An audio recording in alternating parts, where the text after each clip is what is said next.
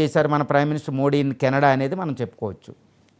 G7 దేశాల్లో China Russia లేవు, కానీ ట్రంప్ ఒక పెద్ద బాంబు పేల్చాడు. G7 కాదు G9 చేయండి, చైనా రష్యాలని దానిలో పెట్టండి భాగస్వాములుగా అని చెప్పేసి. ఏంటి ఇక్కడ ట్రంప్ స్కెచ్ ఏంటి ఎంజీ రావు గారు? అవునండి, 2 రోజులు ఈ G7 మీటింగ్ అనేది చాలా ఇంపార్టెంట్. ఇది 51వ G7 సమ్మిట్. ఇది కాల్గారీలో జరుగుతుందండి, కెనడాలో ఆల్బర్ట్ ప్రావిన్స్లో జరుగుతుంది. ఈ మీటింగ్ చాలా ఇంపార్టెంట్ అనమాట ప్రపంచ ఆర్థిక వ్యవస్థకి.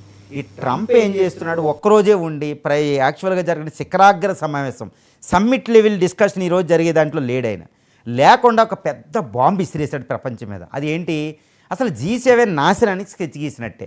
ఎందుకంటే G7 ఏర్పడింది పశ్చిమ దేశాలు ఆ టెక్నాలజీ వాటిలో ఆధిపత్యం కోసం. ఇందులో ఏం చేస్తున్నాడు ఈయన, ఇప్పుడు G7ని G9 చెయ్యండి అన్నాడు. ఇది ఇండియాకు కూడా ఎగెనెస్ట్ ట్రంప్ మాట్లాడింది.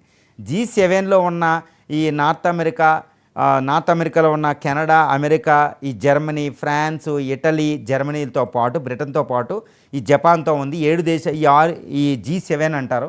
ఈ G7 దేశాలకి ఎవరిని పెట్టమన్నాడు, రష్యా చైనాలను తెచ్చి, అంటే పుతిన్ జీ జిన్పింగ్ని తెచ్చి G9 చేయమన్నాడు. అది యాక్చువల్గా అది అంతా ఏంటి, చైనాకి ఎగినెస్ట్కి వెళ్తుంది, రష్యాకి ఎగినెస్ట్కి వెళ్తుంది.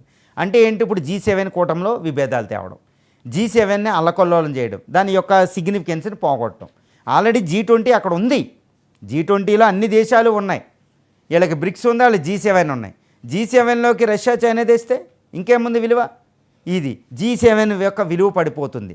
ఈ ట్రంప్ తన స్వార్థానికి ఎంతవరకు వెళ్తాడనేది చెప్తున్నాం. మళ్ళీ అదే ట్రంపే ఉన్న కాలంలోనే దాన్ని ఎక్స్పెల్ చేశారు. ట్రంప్ కంటే ముందు 2014లో ఒబామా ఉన్నప్పుడు దాన్ని ఎక్స్పెల్ చేశారు. ఈరోజు మళ్ళీ ఇదే ప్రాబ్లం. మళ్ళీ పుతిన్తో ఇష్యూ వస్తే మళ్ళీ విడదీస్తాడు ఈయన చేసింది నిన్న అల్లా కొల్లోలం. ట్రంప్ G7 దేశాలని తిట్టుకుంటున్నాయి. ఇది ఇంకోటి ఏంటంటే, ఈ G7ని G9 చేయమన్నాడు, అక్కడ రష్యా చైనాని తెమ్మన్నాడు. ఆల్రెడీ అక్కడున్న భారత ప్రధాని అవమానించినట్టే ట్రంప్. ఎందుకు, ఇండియా మాట ఎత్తలేదు ఆయన. ఇండియా ఆల్రెడీ 2019 నుంచి G7 చక్కగా ముందుకెళ్తున్నాయి. G7తో చక్కగా ఒప్పందాలు కుదుర్చుకుంటూ ఇండియాని ఎక్స్పాండ్ చేసి G10 అనాలి కదా, G7 అన్నారు, G7 టు G9 అన్నారు. ఇండియా లేదు, రష్యా చైనా తేవాలి. అసలు ఈయన ఏం మాట్లాడతారు, ఏం చేస్తారని తెలియదు.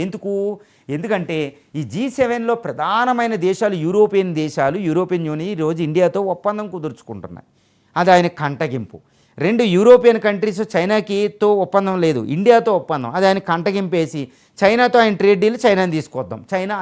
చైనా రష్యాని తన స్వార్థ ప్రయోజనాలకు ఉపయోగించుకోవడం. పుతిన్ కూల్ చేసి ఉక్రెయిన్లో మినరల్ డీల్ ఒకటి, ఈ చైనాతో ట్రేడ్ డీల్లో నిన్ను G7 తెస్తాను కదా, నాకు కన్సెషన్ ఇవి ఎక్కువ ట్రేడ్ డీల్ ఆయన స్వార్థం కోసం ఇక్కడ ఇండియాని మిగిలిన G7 దేశాలని ట్రంప్ బలి చేస్తున్నాడు. అంటే ఏంటి, ట్రంప్ స్కెచ్ అంతా ఆయన స్వార్థంతో కూడా ఉంటుంది. అసలు ఆలోచించాడో లేదో కూడా తెలియదు ఆయనకి. అసలు G7లో ఎన్ని కంట్రీలు ఉంటాయంటే ఏంటో కూడా గౌక్కుని చెప్పలేని, ఒకసారి తోటపడుతూ ఉంటాడు.